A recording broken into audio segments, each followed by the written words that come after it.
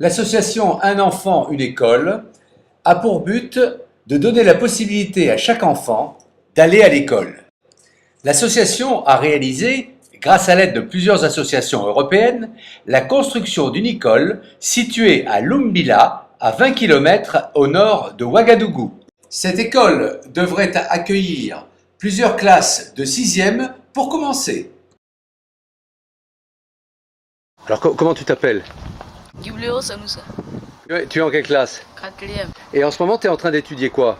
SVT, SVT. Sciences de la vie et de la terre. Est-ce qu'il y a beaucoup d'élèves dans la classe? Oui.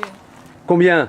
73. 73 élèves. Comment tu fais pour aller à l'école? Tu vas avec le vélo? Oui. Tu habites loin de l'école ou tu habites tout près? Non, j'habite plus près. T'habites tout près? À quelle heure ça commence la classe le matin?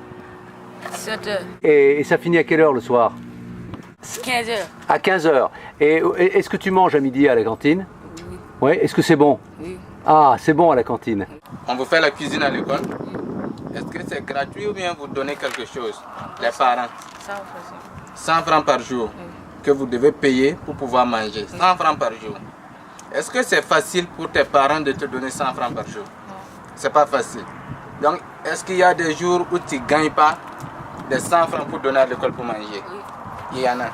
Cela veut dire qu'il y a des jours que tu n'as pas mangé à l'école. Ah. C'est des aspects qui sont importants à savoir. Tout à fait. Pour les gens qui sont en France et qui voudraient bien apporter un appui à un enfant ici pour manger.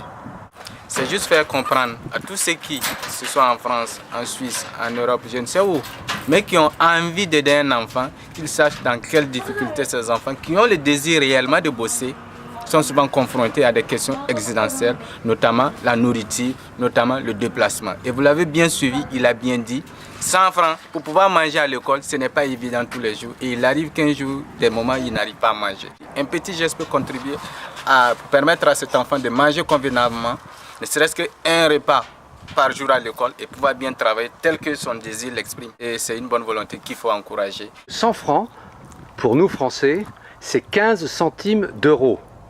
15 centimes d'euros. C'est-à-dire, c'est un dixième de café. Ah, ça c'est... Un dixième de café. Dixième de café. Eh bien, avec un dixième de café, vous lui permettez de manger à midi. Avec un dixième de café, vous permettez à cet enfant de manger à l'école à midi et de pouvoir bien travailler, de devenir quelqu'un dans la vie demain.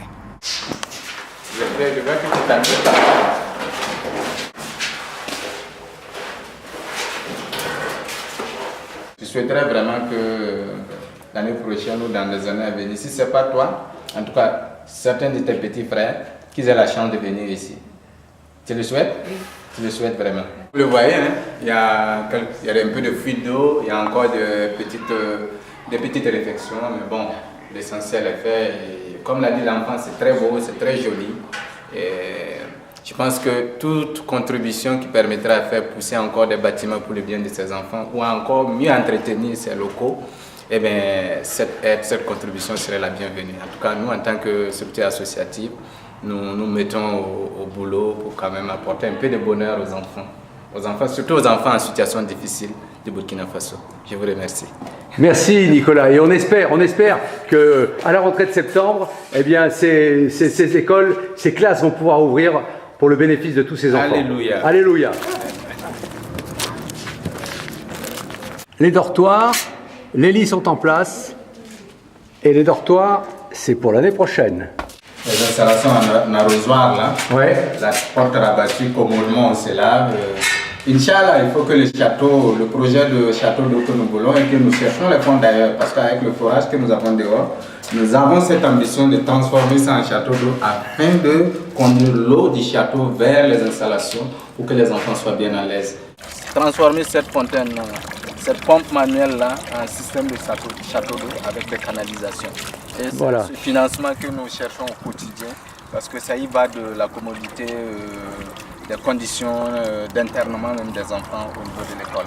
Voilà, il faut construire un château d'eau, une pompe électrique voilà, pour faire venir l'eau, la monter jusqu'au château d'eau et ensuite une distribution qui permettra aux enfants de pouvoir se laver, de prendre les douches sans difficulté.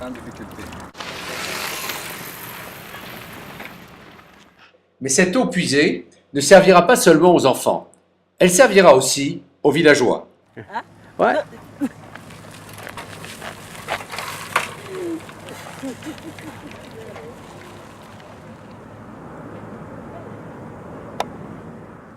Les villageois, comme vous le constatez, ont absolument besoin de cette eau pour vivre. Et s'il y avait un château d'eau, cette maman, avec son enfant, n'aurait pas besoin de pomper. Ce château d'eau aurait un double emploi pour les enfants de l'école et pour les villageois.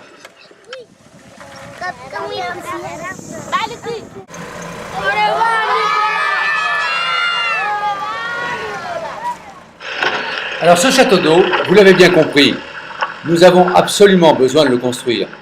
Et nous ne pourrons pas le construire sans votre aide, sans vous. Merci pour eux et à bientôt.